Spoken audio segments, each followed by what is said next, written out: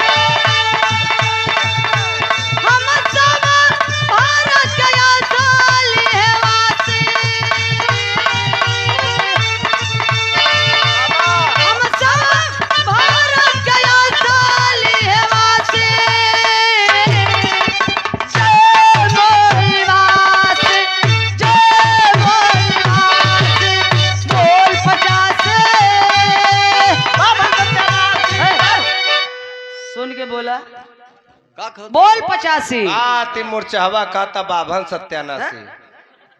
बोल 85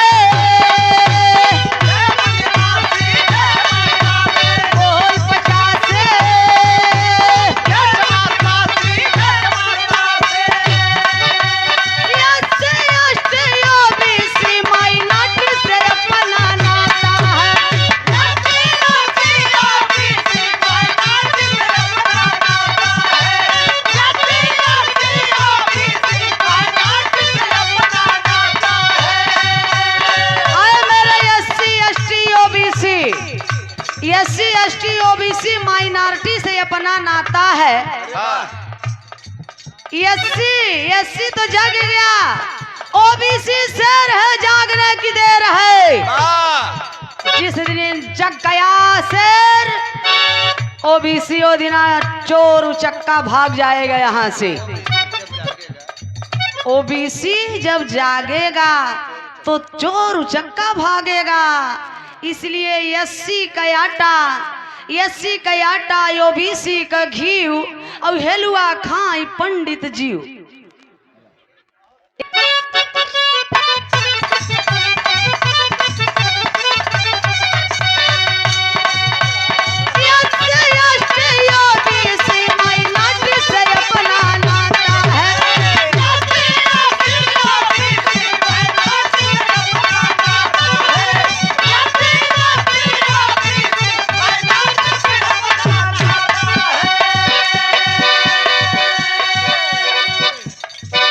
SC ST OBC minority से अपना नाता है।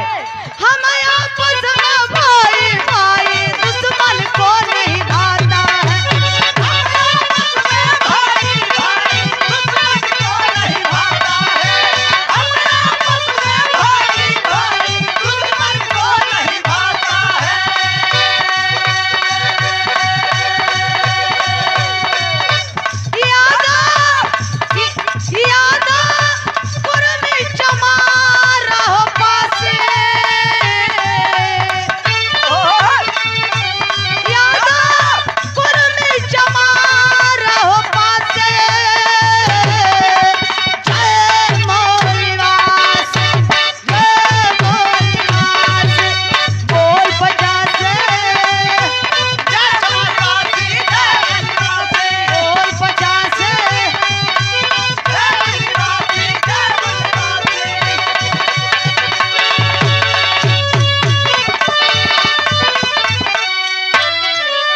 मूल्यवासी आइए, बड़ी सुंदर विरहा उधर से सुने को मिला। सूरज यदुवंशी जी के सजन से कहो हंस 99 अंडा दे दी है। 99 अंडा ओके मर जाए चाहत रहा, 4 से 8 अंडा देबई करत है ना। सोचे वाली बात है। कैमरा यूट्यूबर वाले काहे बदे आई हन कि सरोजबा का सूरज यदुवंशी से बा है और दोनों राशि एक ही हवे। चला जा उन्हें बनाई झगड़ा कर ही आपस में लड़ाई होई। तो सूरज यदुवंशी जी हम तोके का करे जाई कहा भाई तोहार कभी जहाँ से पाइन लिखेन, लेकिन हे वेद पुराण और जौन कहानी जौन हंस हंसनी के लिखेन उनके तो जरूर हम कहबै। ए जन्म का केव 1 मिनट पल सेकेंड का केव बताया नहीं सकता। ससुर हरे लिख कर मरी गन के अगले जन्म का बात सोचे वाली बात है। ये जन्म का केव बताया नहीं पावता, अगले जन्म का लोग लिख के चला गए। कहता चाहे बाउर सुनता चाहे चोतिया सर एक महान आप लोग हुआ। इस सर्व सरगम के आप लोगों ने बुलाया है। देखिए क्योंकि कलाकार समाज का एक दर्पण होता है। हमारा जो दायित्व बनता है, हम कभी अपने मिशन से कभी विचार से हम कभी समझौता नहीं करते हैं। आइए चलते हैं हम आप लोगों को लेकर के बिरहा की ओर। केवल अंडा 50 दे देता, 99 दे देता, क्यों छीके से, क्यों चाटे से, क्यों रगड़े से। सोचे वाली बात है भैया।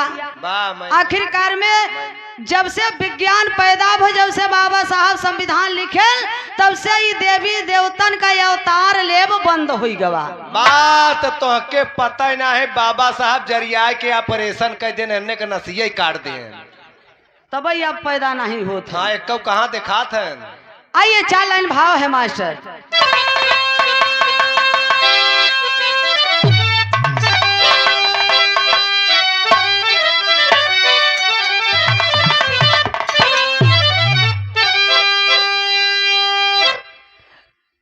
भाव है एक पर्दा और बढ़ा के। देश कहने को आजाद हो ही गया, पर गरीबों की बस्ती में बस गई गुलामी। न्याय अन्याय बदला अदालत नहीं, भाग्य अंग्रेजी छोड़े निशानी। धन्य पत्थर की छाती गरीबों की है, भाव की जिंदगी जो अभाव में पाली। इन बेचारों से जा कर के पूछे कोई, कैसे होती है होली दशमी दिवाली।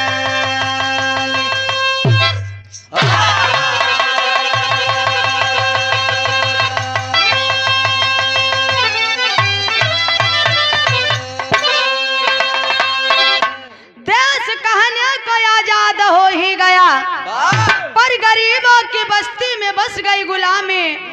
धन्य है इन गरीबों की पत्थर की छाती। भारत देश सोने के चिड़िया। 26 जनवरी 15 अगस्त को जश्न मनाते हैं आजादी की खुशी में कि हम लोगों की आजादी मिली है, आजादी मिली है। क्या मेरा समाज आजाद है? नहीं। धन्य है इन गरीबों की पत्थर की छाती। दुख हो, सुख हो, नमक हो, रोटी हो, झोपड़ी हो, हवेली हो, कैसी आजादी।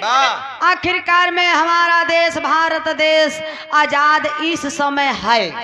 समाज नहीं आजाद है, सिर्फ देश आजाद है। कहाँ आजाद है? कागज में। हमारा देश आजाद था, समाज मेरा आजाद था। लगभग 3500 वर्ष पहले देश में हमारे न जात न पात न भेद न भाव न ऊंच न नीच न अमीरी न गरीबी न छुआ न छूत। धर्म अखंड भारत देश। लेकिन पाखंडियों ने पाखंड कर दिया, अखंड को खंड खंड में बांट दिया, 11 देशों में बांट दिया। बर्बादी कहां से शुरू हुई? मेरे भारत देश का। भरत के नाम पे भारत पड़ा। जब आर्य आए मतलब ब्राह्मण, आर्य मतलब ब्राह्मण, जब हमारे देश में आर्य आए तो मेरे देश का नाम आर्यावर्त पड़ा। अंग्रेज आए तो मेरे देश का नाम इंडिया पड़ा। मुगल आए तो मेरे देश का नाम हिंदुस्तान पड़ा। अखनी अंडा से और पानी से जल से मछली के पेटे से लड़का हो जाता, ये कुल कैसे बर्बादी कहाँ से शुरू भवा। कहा नाम है, एक लाइन गजल का भाव है मास्टर।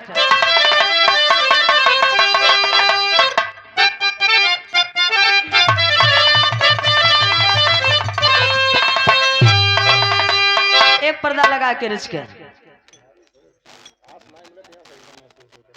किसी प्रेमी ने अपने प्रेमिका से कहा है, अरे दिल लेके जा रहे हैं, अरे दिल लेके जा रहे हैं, कैसे जिएंगे हम।